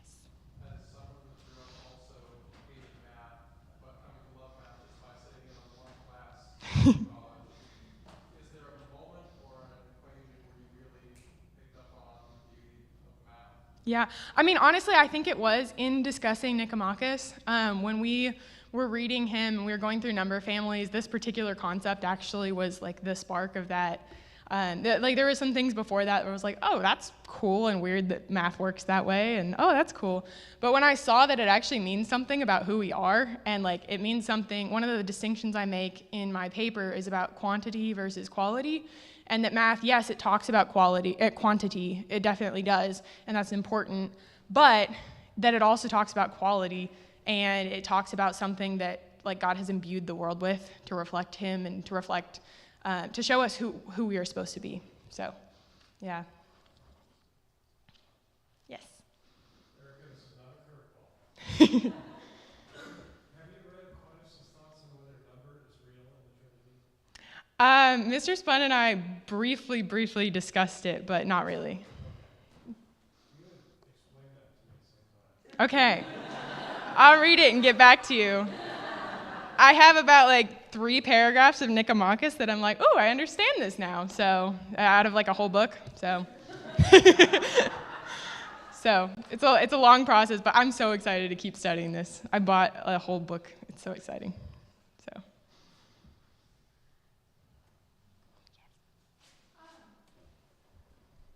you mentioned that you hadn't initially planned to do this. Mm-hmm. And we have talked a little bit about all the different things that you were trying to do. Yeah. And I know that it all comes together in your favor, but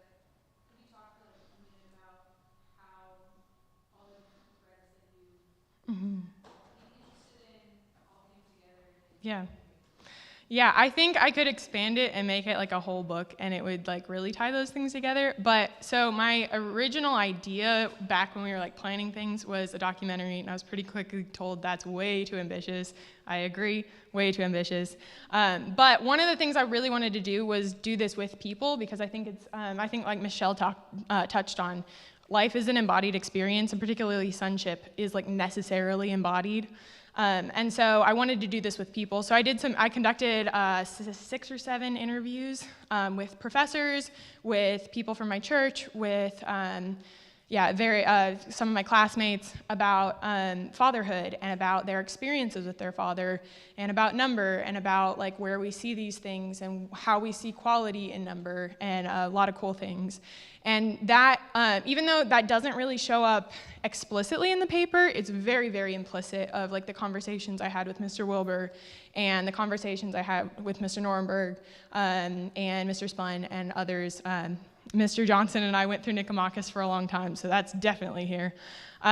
So a lot of that came in, even though it isn't explicit, unfortunately. It's very, very implicit in the way I was thinking through these things, and the way I was learning to shape these and like think about them in new ways. So, yes.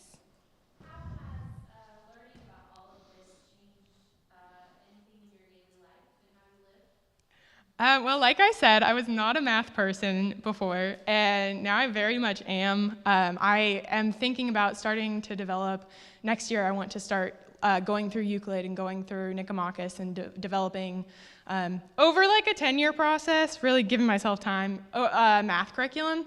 So I think math is going to be a part of my life for the rest of my life, which is really cool.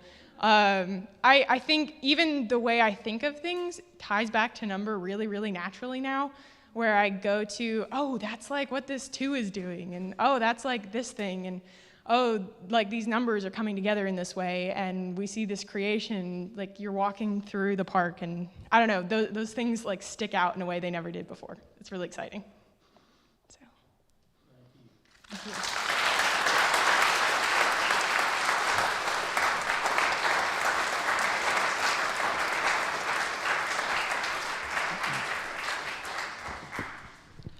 The next presenter is Mr. Scott Norenberg. His presentation is called Everlasting Hills. His advisor is Dr. Carolyn Weber, and he's going to be accompanied on the drum by Benjamin Roop.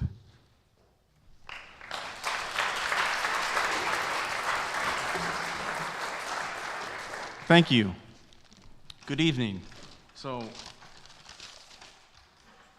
I actually probably should have done this beforehand, but I have papers to hand out.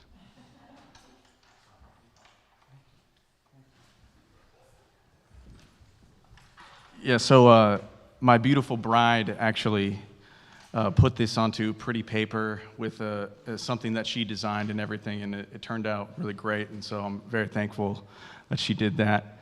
I'm also thankful that she just really creates an environment for me to do whatever I need to do and get done whatever I need to get done. She's a wonderful woman. As he mentioned, as Mr. Spun mentioned, this is Benjamin, and we actually went to Reformation Bible College together. We like 4 years back, and that's sort of how we know each other. We sort of figured out through that connection that we both played music, and so we ended up playing music together. He's a good old Calvinist, you know, the kind that eats gravel for breakfast in the morning. Honored to have him by my side. My advisor is the lovely Dr. Weber, whom everyone in this room should know, and if you don't, get to know her. She taught me everything I know about ballads. I had a creative writing class with her on poetry, and she agreed to advise me in this, and she led me through, or she introduced me to really some of the greats, like Coleridge and Tennyson, The Rime of the Ancient Mariner, and The Lady of Shalott. Yes, The Lady of Shalott. That's a good one. I think I like the Mariner one better, though, in my opinion. But she didn't turn me onto this song, but she had me listen to it. You know, American Pie, Don McLean. Everybody knows that. And also other songs like The Ballad of Love and Hate by the Avett Brothers. That was a good one I got to listen to. So yes, I wrote a ballad. It's supposed to be a traditional ballad. I would say that I probably failed in the meter. It's supposed to be in tetrameter, and you know, let's just say it's more or less in that. We'll just leave it at that. But I did keep it really traditional with the rhyme scheme. The rhyme scheme is A, B, C, B. You can see that throughout. Some places it's flipped. Except in the chorus, that's non-existent. And for a reason, because I wanted to leave it open. So I'm deviating like hopefully a good poet does when you want to make a statement. And the other way it's a traditional ballad is that it's a narrative. So it's going from creation to Christendom. And I was inspired originally by harmonia class. Mr. Wilbur kept on talking about this idea that God sang creation into existence, and that all creation is somehow joining in this cosmic song, right? And I just couldn't get that out of my mind, so I wrote him a ballad, and then I was like, I'm gonna do this for my capstone. I got to do it, and so I wrote like 3 ballads and trashed them all, and I was like, that's not it. And finally came away with what we got here today. The scriptures say that God is singing over us. So keep that in mind. I think that if I were to make a part 2, I would probably do like a modern take and ask, you know, the question that every modern is asking, is God still singing over us? So, yeah, we're going to play that song for you now.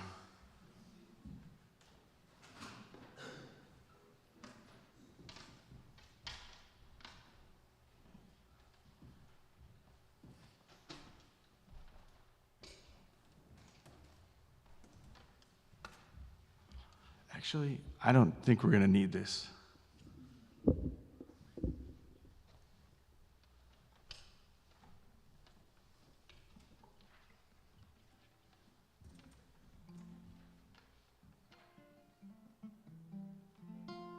hear that?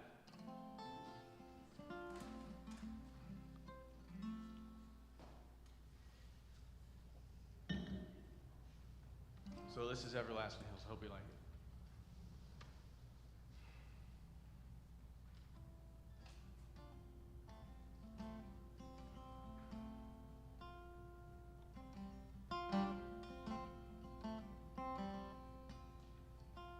Oh, did he sing sweet melody?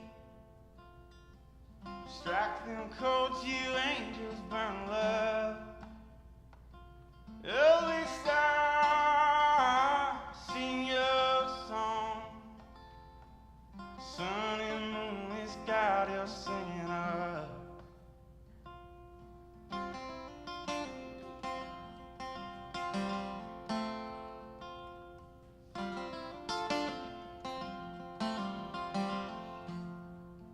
Sing with flows and rolling speed. And seas are worth your witness lifts high. Dragons flee and devils run. David's heart made hallelujahs fire. Fire, hailstone, and mist.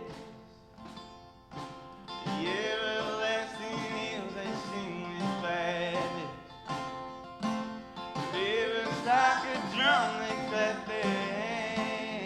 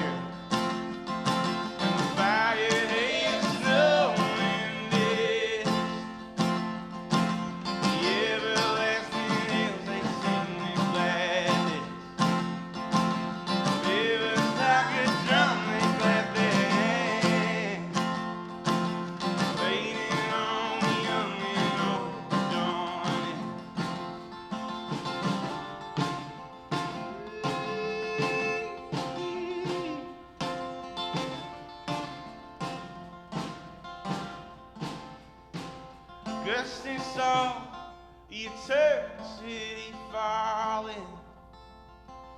Monasteries held her through the pain.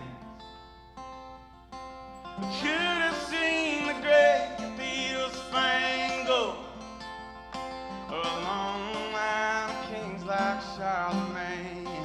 With fire, hail, snow, and mist, the everlasting hills they sing with gladness.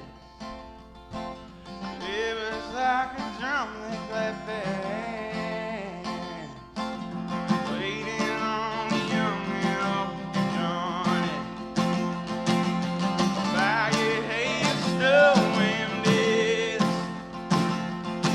the everlasting hills they sing with gladness. Rivers like a drum they clap their hands, waiting on the young and old to join it. Waiting on the young and old. Waiting on the young and old. Waiting on the young and old. Waiting on the young and old.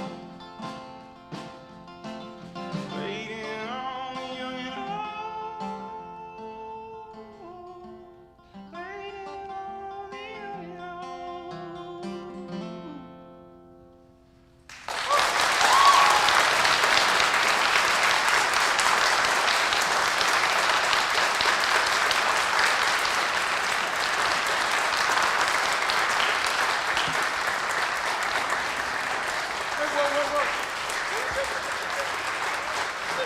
Stay up here. You should stay up here. You could stay. Any questions on anything, literally? Yes. Ladies first. We'll just do that.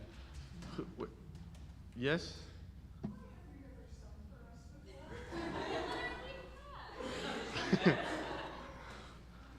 Is this your first time? I'm sorry?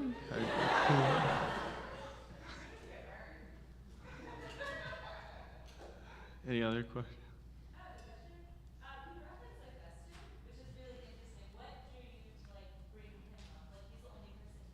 I'm sorry, which person? Augustine? You are feisty. Feisty. Did you say he's the only person named?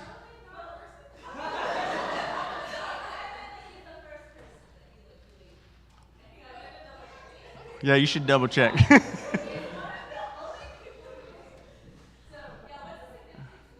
Well, actually, there's three. So David, Augustine, Charlemagne. Those would be the three. But I mean, if you want to know why I picked Augustine, I would say probably because he was, one of the guys who carried the liberal arts forward. He apparently has a big influence on medieval music. I learned that in Harmonia. I don't know, I wanted to I just have this picture in my mind of Augustine. I was told that, or I was reading somewhere, that when he was dying, he had Psalms plastered on his wall. And I think it was Carthage that was being overtaken, and he just thought it was the end of the world. And so I sort of wanted to connect that to the following lines of, he couldn't have saw all that came, with Christianity in the subsequent centuries, right? So it's just, yeah. And he's just very dear to my heart, Confessions. Yes. What was behind the choice of making the refrain waiting on the angels? Well, Yeah, that's actually funny because this guy over here. So it's actually not going to be called Everlasting Hills anymore. We're actually going to call it Young and Old because, it's just like that feels more right to do. And he suggested that. And I was like, yeah, we should do that. But my wife had already like printed all the papers. So that's why it says Everlasting Hills still. But yeah, I just like the song is really about God's song and all of creation joining into that song, and the fact that literally creation groans and waits, for the sons and daughters of God to join in. That's really why. Yeah. Yeah. Well, you already had one. You go ahead. When is this being released and where can we listen to it? Ooh, yeah. See, I don't have a lot of money. So, it costs a lot of money to record stuff. I mean, I have probably 5 songs that I want to record. I'm hoping that I could just, ask my bandmates if we could all chip in together. Another one of my bandmates is over there. Oh, speaking of bandmates, if you enjoyed any of this, tomorrow night, we're actually playing a show at Parish Presbyterian church, just really right down the road. So 6 o'clock, we're doing a full band thing, and we're doing it for Henry Hafner's, who used to be a professor here, Henry Hafner's CD release show. So that's going to be a super fun time. So if you want to come, Scott, I have a question. Oh, yes. I have a counter question to that one. Who would like to pay for it? Pretty please. Come to Scott afterwards.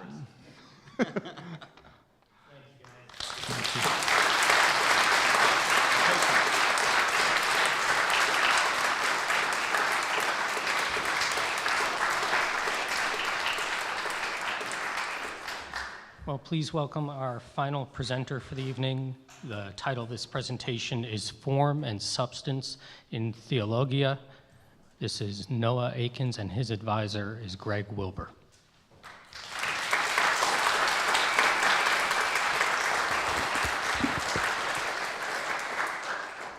Yes, as Mr. Spun said, my name is Noah Akins. For my capstone, I explored 3 different traditions of singing the Psalms: the Reformed metrical tradition, the Western chant tradition, including both the Anglican and the kind of Roman Gregorian traditions, and then the Eastern Orthodox chant tradition. The idea behind that was to really practically explore the questions of how does music and text relate, how are these different traditions used in their liturgical settings. And ultimately, these questions came about from a proposition that Mr. Wilbur made very early on in my knowing him, which was that music has meaning, and music also has moral import. What does that mean? I didn't know, and I'm not sure I still exactly know, but maybe I have reached some understanding. Before we talk about the ethical dimension of music, we need to talk about the meaning of music, and then we really need to talk about just meaning in general. Music does not communicate meaning as we are used to meaning in the common parlance. We say all the time, words have meaning, but they possess this meaning by signification. The word cantaloupe, when only considered as a series of syllables, means nothing. Ka, na, right? It's just nothing. But when associated with a concept, the sound communicates the concept only to those who already possess the concept and its associated sign. So we have to know that a cantaloupe refers to a fleshy fruit that's orange. This is why it is not possible to teach with just language. Rather, language functions to link concepts together and link those concepts to the knower. This process is why Socrates calls himself a midwife, right? He doesn't actually put knowledge in someone, he merely draws out what is already present in them. There is a tendency today to understand music as sign.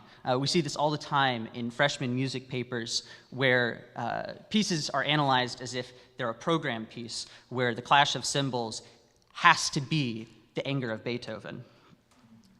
Though music is capable of signification, it is not the essence of music to possess meaning in the manner of sign.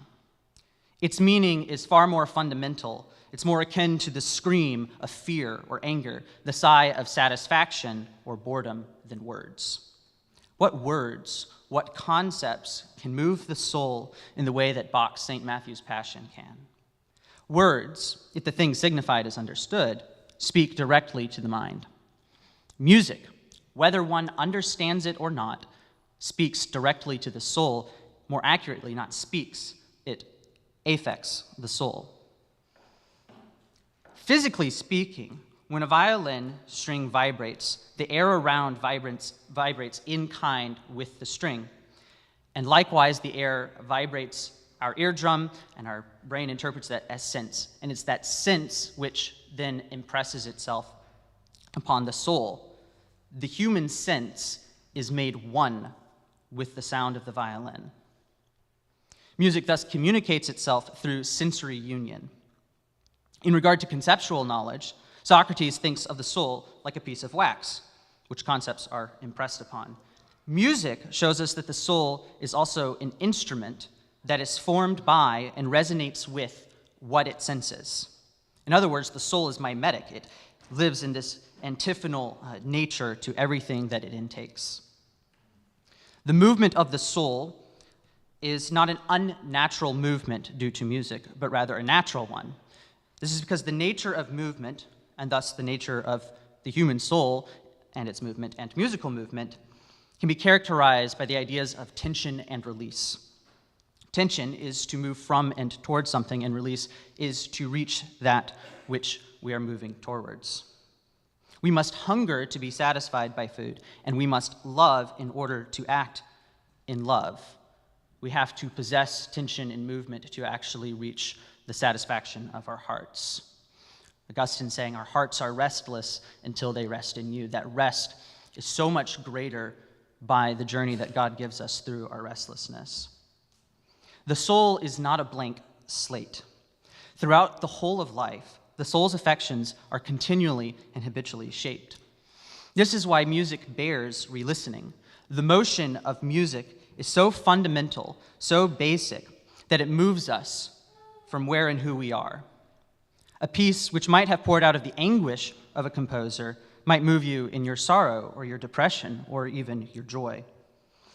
Music has the potential to move us in effectual degrees of intensity previously unknown, and may be able to lead the soul out of despair and into peace, or from peace into despair.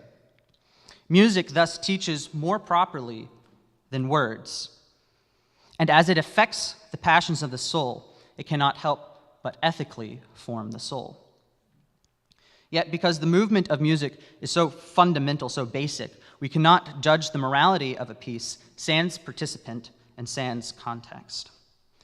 A song that serves to pump one man up to run might serve to drive another or even the same man at a different time to sinful anger. I do not mean to imply that music is morally neutral and it is what we do with it that matters. No, rather, music is inherently good, and in our sin, we corrupt and misuse it. The forming characteristic of music is true for all sensible form. Herein lies the answer to the apprehension of the objectivity of beauty. Attractiveness and desire are not beauty, or even the necessary recognition of beauty. Beauty ought to be attractive and desired, but the truth of this world is that evil is also attractive and desired. Rather, beauty is that which forms the soul unto the good. Thus, Christ is altogether beautiful. He is indeed the way, the truth, and the life. As way, he is the one to whom we are formed. As life, he is the one who forms us to himself. Thinking of Colossians, when we were told to set our minds on Christ, that we might actually be formed, or in Romans, to renew your mind, right? Thus, Christ is rightly called Logos, which means not just word, but also account, ratio, relationship. Logos includes both form and substance. Christ, who though he was in the morphe, the essence of God, took on the morphe, the essence of a servant. Learning obedience, that we might have his righteousness. In him all things hold together. He is the unifying principle of our life and salvation. Congregational singing in worship must therefore be one of the highest acts of ethical formation, for it brings together what is unified in the Logos, affection and knowledge. Without the affection of love, we are but sounding gongs. Love gives our faith form. Our faith, which is the substance of things hoped for, must be effectually formed. For this reason, Paul exhorts us to sing our faith, sing the word of God, sing the Logos, that we might conform our person to Christ. Put on then, as God's chosen ones, holy and beloved, compassionate hearts, kindness, humility, meekness, and patience, bearing with one another, and, if one has a complaint against another, forgiving each other, as the Lord has forgiven you. So you must also forgive. And above all these, put on love, which binds everything together in perfect harmony. And let the peace of Christ rule in your hearts, to which indeed you were called in one body, and be thankful. Let the word of Christ dwell in you richly, teaching and admonishing one another in all wisdom, singing psalms and hymns and spiritual songs, with thankfulness in your hearts to God. And whatever you do, in word or deed, do everything in the name of the Lord Jesus, giving thanks to God the Father through him. I thought it would be appropriate to conclude this night singing one of the psalms that I wrote for my capstone, that I composed for my capstone. But before I go to the piano to lead us in singing the Word of God, singing the Logos, I'd like to leave us with a quote from Augustine that Mr. Spun has quoted many, many times, but particularly this semester in cosmology and last semester. My weight is my love. Thereby am I born, whithersoever I am born. We are inflamed by thy gift, we are kindled, and are carried upwards. We glow inwardly and go forwards.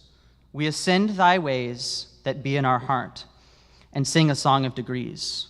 We glow inwardly with thy fire, with thy good fire, and here we go, because we go upwards to the peace of Jerusalem.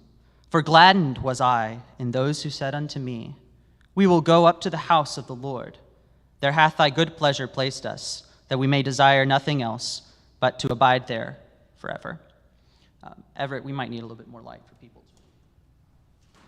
You did receive what you choose to find your neighbor might have it.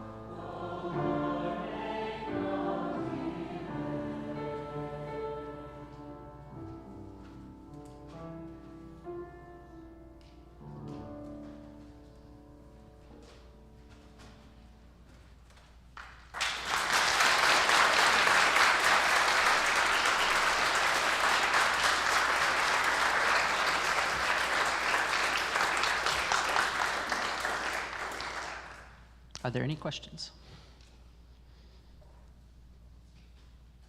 Music has a moral import. We are morally accountable to music, which we engage. What is our purpose beyond as good deeds? Yeah. You remember when I said at the beginning, I'm not entirely sure of everything. So, like I said, it is very difficult to associate sans context and the person that you are. One thing that I didn't really get into was how the nature of the person can really determine the wisdom of listening, participating, or playing a particular piece of music. Thinking of the universal effects of sin, that we all bear in our bodies this temptation, and to realize that we're going to be prone to corrupt the good unto evil, and to then approach music in all that which we can misuse with a great humility and just a trust in the Lord that He is working good works which He has prepared beforehand in Christ Jesus. But I also think that the regeneration that we have in Christ Jesus is a strong foundation for the good of music and where it can bring us. Yeah, that's not an explicit answer, but Abigail. How many songs did you say?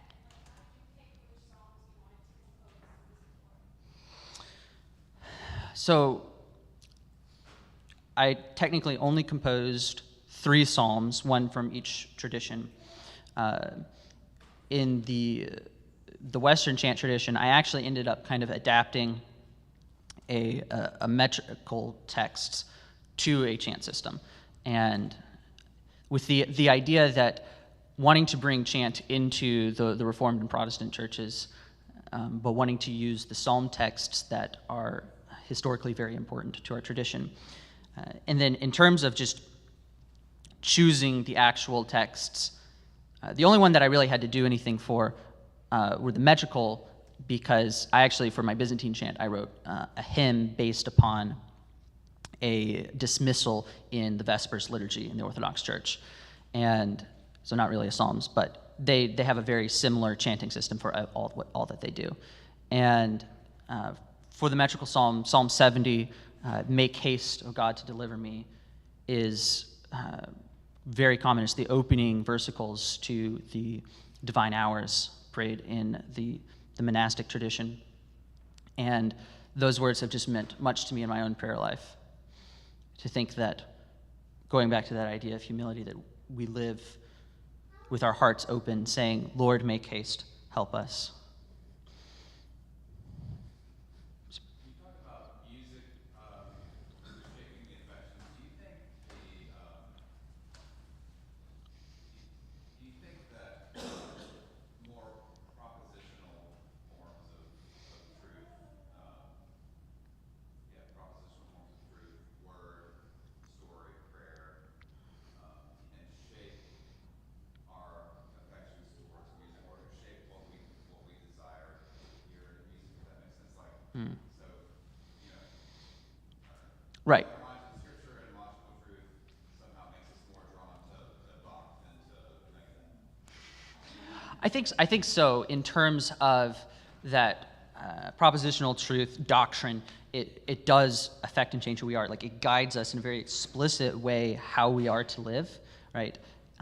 That the idea, right, let's just take the meditation of Christ's work on the cross, that the greatest miracle is that God on the cross would cry, my God, why have you forsaken me?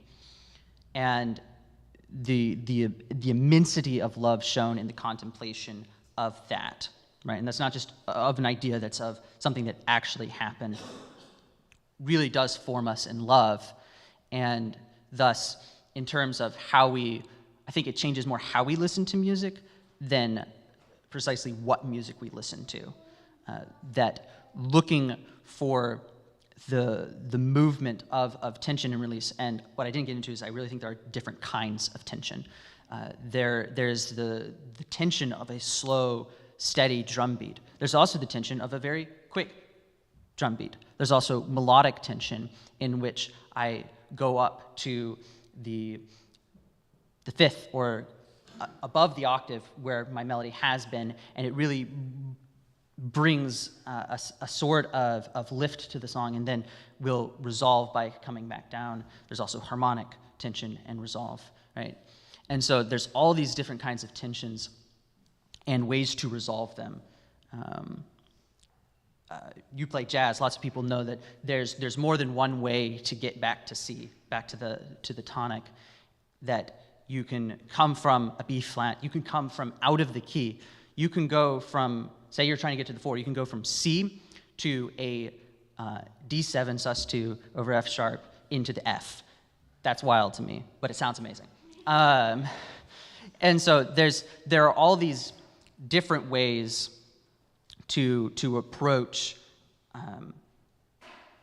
our one end, and I don't take that in a universalist sense that there's all these ways to get to Christ, but rather that Christ impacts every aspect of our life. Every aspect of our affections are necessary and are being changed and formed by what Christ has done in our lives.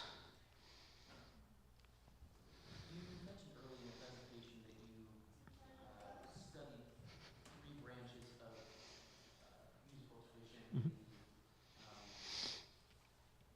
the Western tradition, Eastern, and Anglican tradition. Did you notice if there were any differences in how they approached music, and how that played out, how that was either reflected in their theology or ways of approaching worship? Yeah, it is a big question, but it is part of what I was exploring.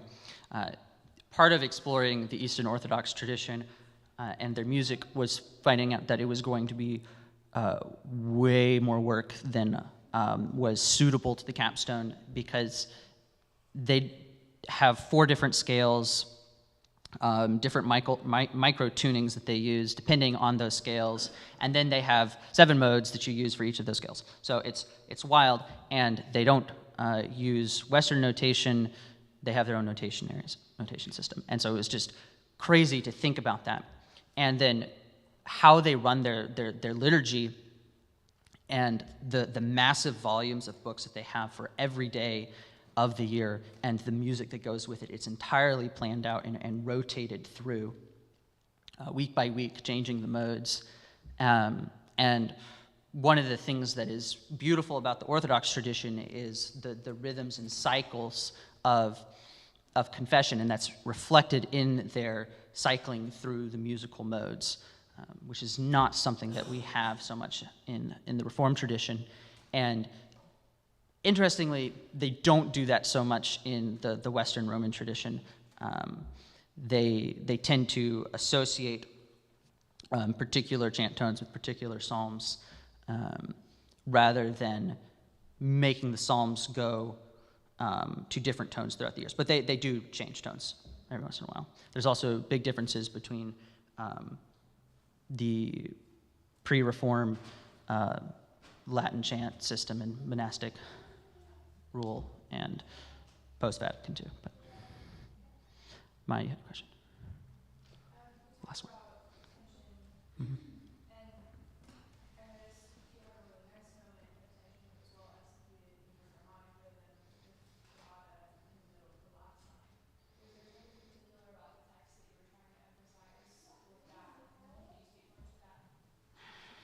I need to look at the text. Because there was, most simply, I was trying to reflect the kind of pattern that I had beforehand, where I have save on the 3 beats, but because of how it moves through the measure, I needed the fermata there to maintain it in 4/4. There would be a couple different ways that one could time this out, but particularly thinking how this metrical text is set, The last two verses particularly, and loving thy salvation, say to hold on to the idea of loving salvation in speaking in response to that. Let God be magnified. And then, thou art my Savior and my help, and returning to the very opening lines of the psalm, O Lord, make no delay. That when you hang in that tension, when you hang there in that idea, that you really emphasize what comes afterwards. Right? It makes that release all the greater. I think that was all the time we had for questions. Thank you.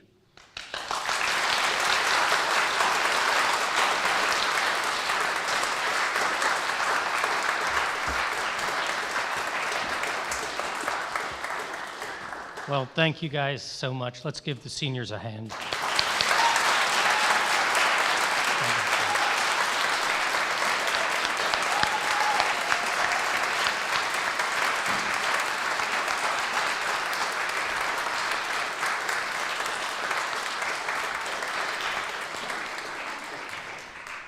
Well, thank you all for coming tonight. Really appreciate it. Have a good evening.